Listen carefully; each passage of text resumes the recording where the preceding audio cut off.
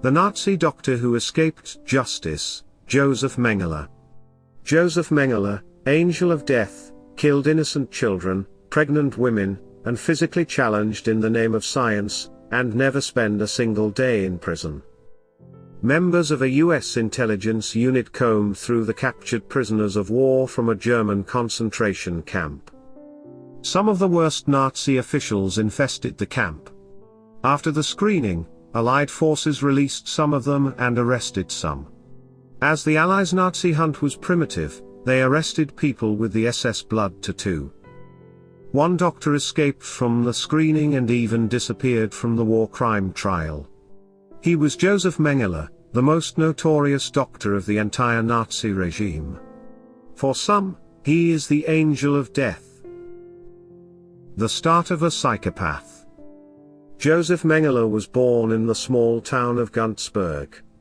Mengele family was involved in the business of manufacturing agriculture instruments. Mengele obtained his master's degree based on his research on twins, which would come back in the latter part of his career. Mengele joined the Schutzstaffel, SS, a Nazi paramilitary organization. Later he joined the German war effort and saw action in World War II. He received Iron Cross First Class during his actions in the war. However, after an accident, Mengele was reassigned as a doctor to the Auschwitz concentration camp. He started his reign of terror from there. Mengele was a psychopath, and all he needed was a sandbox to quench his sadism. The Nazi Party took power in Germany with the wave of anti-Semitism. Once in power, the Nazis took an authoritative approach in marginalizing the Jews and other minorities in Germany. The Nazi Party then set up concentration camps to house the suppressed people. In concentration camps, the inmates met with excruciating working conditions and faced death by starvation in many cases. Anyone found not fit to work will be killed immediately. Concentration camps. At the Auschwitz camp, Mengele decided which prisoners lived and died.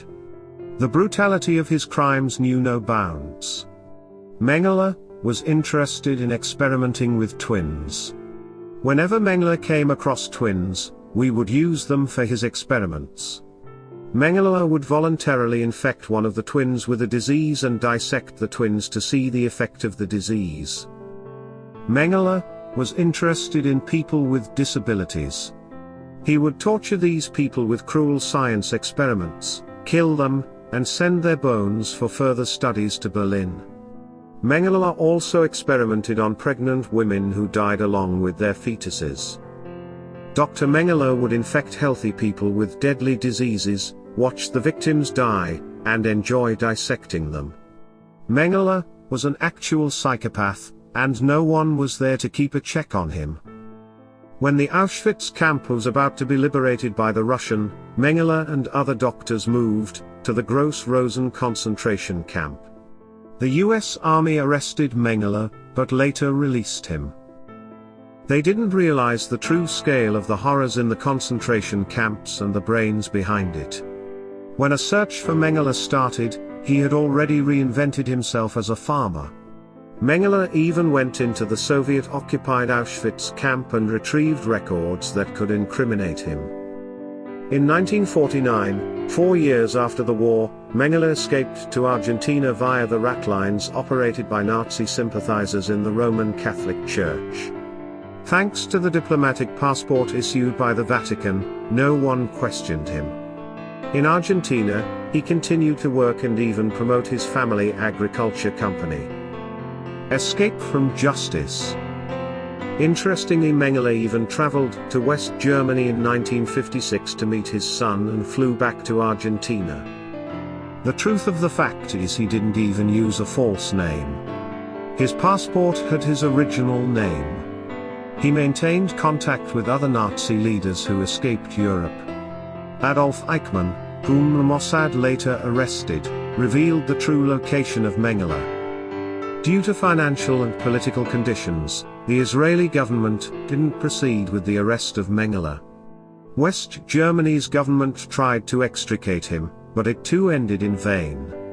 Dr. Mengele fled to Brazil, a country with no extradition treaties. Mengele died in Brazil in 1974 without facing a single day of punishment for his crimes, even though he lived right under the nose of the government searching for him. There was no legal way for the governments to extradite Mengele from Brazil.